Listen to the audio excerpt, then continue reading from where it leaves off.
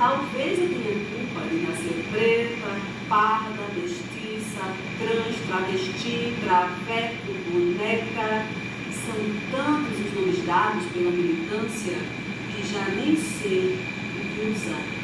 Ai, Sofia Andrade, mulher preta, travesti, do subúrbio recifense, mais uma escritora negra potente da websérie Escritoras Negras de Pernambuco, que veio pelo Futura. Esse capítulo é para você transbordar na poesia.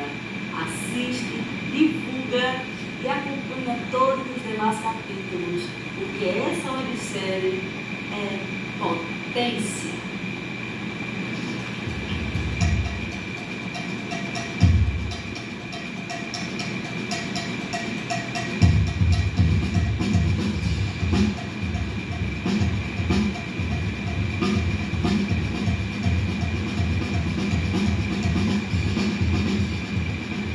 Eu sou Sofia William, eu tenho 31 anos, eu sou multiartista, sou produtora cultural,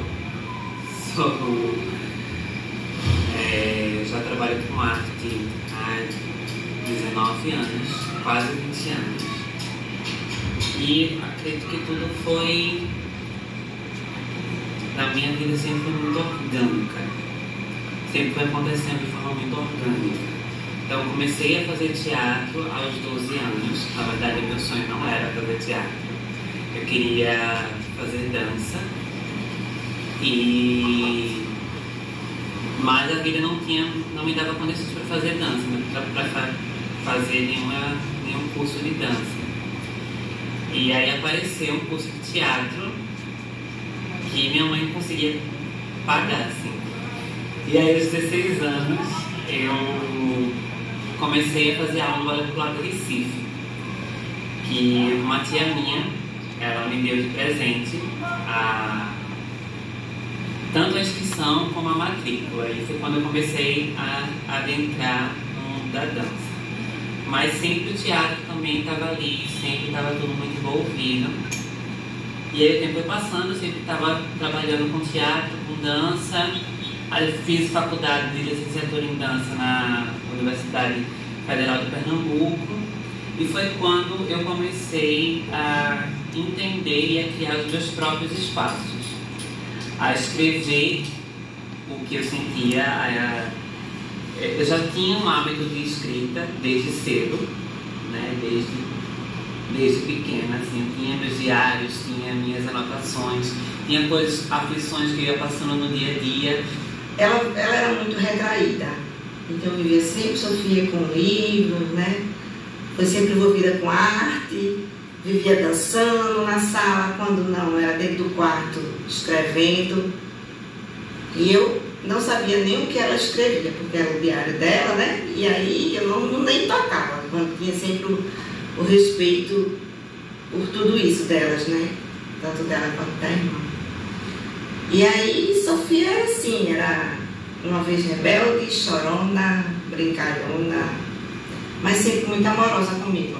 Ela foi uma criança muito amorosa comigo, assim, uma criança de no dia das mães me acordar com o café da manhã, né? Saía catando as rosas no meio do quintal, quando eu acordava estava lá a bandejinha com um cafezinho. E assim, ela é uma filha muito atenciosa comigo. Nós somos parceiras, né? Somos muito parceiras. Eu respeito os limites dela, né? Como ela também respeita o meu. Mas essa parte de escritora dela, assim, me pegou um pouco de surpresa, viu? Me pegou um pouco de surpresa. Em saber que ela tinha os escritos dela e que eu nunca procurei invadir, porque eu achava que eram coisas que ela não queria que eu visse, né? Assim, os segredinhos dela, né? Quando eu entendi que o meu corpo, ele não era quisto, inclusive dentro da arte, foi quando eu comecei a escrever, a roteirizar os meus próprios espetáculos, a roteirizar aquilo que eu queria falar, porque eu sabia que se mesmo se eu fizesse uma audição, mesmo que eu fizesse, fosse incrível, tivesse um currículo maravilhoso, ainda assim as pessoas não iriam me olhar enquanto atriz, né? Por ser uma mulher preta, por ser uma mulher trans. E a gente pensa que a arte é diferente, né? Que o mundo da arte é inclusivo, inclui as pessoas. Na verdade, não. A arte, ela... Eu vou lançar algumas perguntas, deixar também que vocês falem. Também vou deixar aberto para quem quiser fazer alguma pergunta. Quase todas as artes discutiram que se todos os poetas já ouvem canto, todos os poetas, porque esses encontros que vem acontecendo, né, sempre você traz alguém, né, da Manu foi gravar, né, do Alberti. Eu vou deixar falar um pouquinho, temos outros cargos, Certo. Mas ainda não, né? O projeto foi em 2022 e fazer uma feijoada, chamar todo mundo. A gente até desde o Moura tinha dito isso. Vou fazer daí um encontro, mas aí o projeto foi meio assim, o final da pandemia, né? Aí depois as outras coisas vão acontecendo. Bem 2022 também veio um doutorado aí na história que atravessa outras coisas. Mas é um sonho mesmo fazer uma sessão com, né? Porque tem as outras apresentações. Se abrir para o pessoal, se tem alguma pergunta, né? Para poder... Nas suas perguntas, se tem alguma que você ainda quer passar, não foi respondida. Você tem alguma coisa, Irailda, falar? Não, só gostaria de agradecer por esse momento tão especial e assim, todos me senti muito, sabe? Porque foi tanta coisa rica que veio nesse junto, né, com esse projeto e a população pouco aproveitou. Eu fico, sabe, muito certo. Outra coisa, né? Mas não sei se é falta de divulgação, se foi pouca divulgação. Já chegasse a assistir ao capítulo da websérie, eu vou mandar para você, que aí vocês assistem, né? Que chegaram depois, mas aí acessa, faz uma sessão. Inclusive, é uma websérie que está aberta, né? A gente está participando aqui, mas a gente deixa aberta no YouTube, porque para a gente é importante ter essa websérie como um material para se trabalhar em qualquer território, sobretudo no território escolar, que compreende que é um espaço que precisa dessa representatividade, né? Escola pública é uma escola que tem uma maioria negra, mas que a literatura apresentada é majoritariamente branca. E literatura, enquanto arte, constrói imaginários. E os imaginários muitas vezes são perversos acerca dos corpos negros. Por isso que a gente mantém aberta. Então, qualquer pessoa, né, se for fazer um trabalho público, gratuito, utilize. Se for pago, converse com a gente. É público, é pro povão, a gente não tem problema nenhum. Agora, se for cobrar, né? Aí compartilhe com as escritoras. É verdade. Queria primeiro fazer uma observação, porque eu amei o vídeo, assim, o seu episódio, não todos, né? Mas o seu, você traz uma perspectiva sobre o corpo, que eu até anotei, assim, você fala, o corpo também escreve, né? E a gente sente isso, né, nos lugares que a gente passa. E eu assisti um vídeo recente que é de Grada Quilomba, né, que ela fala primeiro sobre a possibilidade do corpo negro, né, ter direito a erro, né, pessoa negra ter direito a erro. Não só, eu acho interessantíssimo isso que você coloca, né, não só a exaltação, essa exaltação também é colocar no lugar do impossível, né? E eu queria que tu comentasse um pouco mais, se for possível, e queria que Norberto também falasse dos livros, porque tem uma parte também que você fala da Baobá.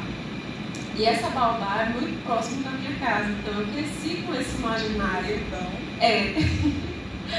Eu cresci com esse imaginário da árvore, né? Uma árvore grandiosa. mesmo não tendo a literatura diretamente, mas esse imaginário que você falou também, né, Adela, que constrói, né? Então, ter essa literatura para a infância, né, hoje, é um marco significativo, assim, né? Então, eu queria que você pudesse falar um pouco mais dos seus livros, das suas obras, e Sofia falar um pouco mais do escrever com o corpo. Quando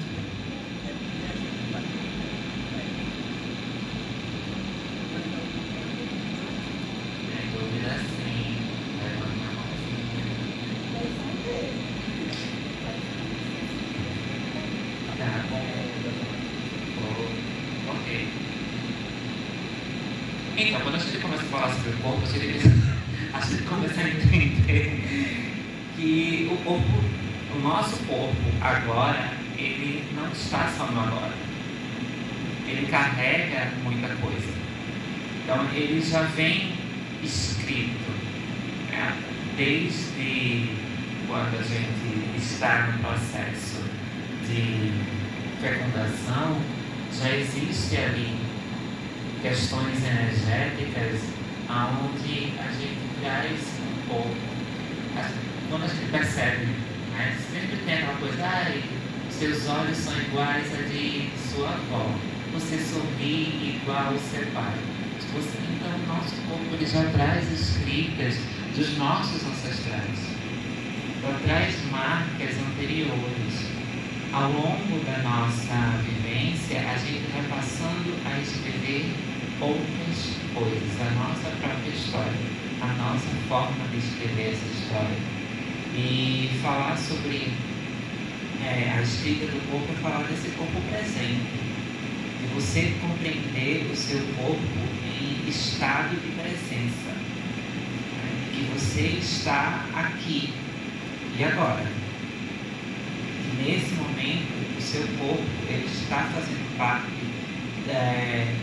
da escritura de um festival que vai ser lembrado durante o processo, como o primeiro festival, como o primeiro momento desse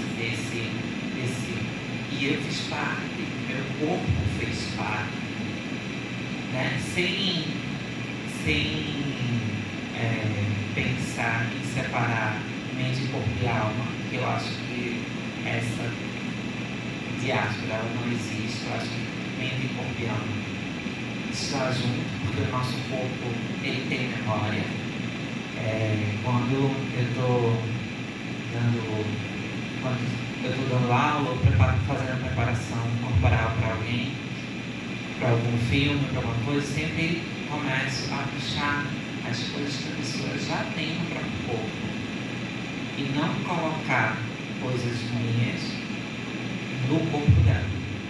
Eu primeiro preciso saber como ela vê, como ela sente o próprio corpo, né? Como ela vê essa própria escrita, esse próprio conduzir, essa questão de entender como é que seu corpo vai envelhecer.